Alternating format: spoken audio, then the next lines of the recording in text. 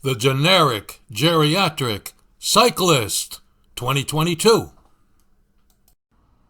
Today's episode, the Generic Geriatric Spectator.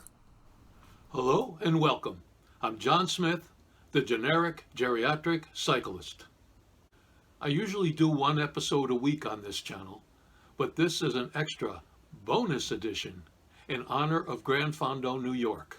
Gran Fondo, New York is one of the biggest cycling events in the United States, and it passes less than a half mile from my house. But that's not why I'm doing this episode. I'm doing it because I got caught in the Gran Fondo traffic on my way to another event, the Bloonin Metric. Please check out my Bloonin Metric episode as soon as you're finished this one. After a 2-year hiatus due to the COVID epidemic, Gran Fondo, New York rolled through New York and New Jersey on Sunday, May 15th. Riders from over 90 countries hammered for 103 miles and over 8,000 feet of elevation gain. So we're all on the same page. I'll answer the question, what's a Gran Fondo? It's Italian for big ride.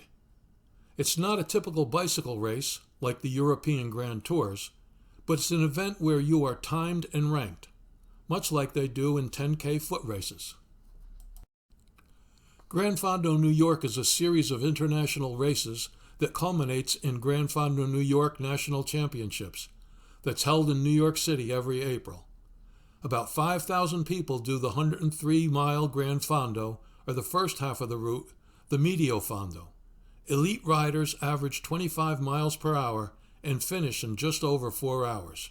Remember, that's an average speed that includes over 8,000 feet of elevation gain. Those same elite riders do about 35 miles on the flats. I can't even go that fast downhill. In the men's race, 24-year-old Luca Vergolito from Milan won with a time of 4 hours, 17 minutes, and 52 seconds.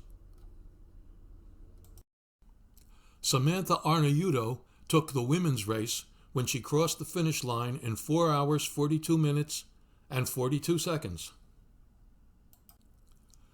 But Gran Fondo, New York is not just about the young professional riders who cross the finish line while the mere mortals are only halfway through the ride. It's also about thousands of dedicated cyclists who are pouring their hearts into the hardest ride they'll ever experience. It's also about people like my friend Dave Booth, who conquered the punishing route at the ripe age of 73. Kudos to you, Dave. I'm in awe.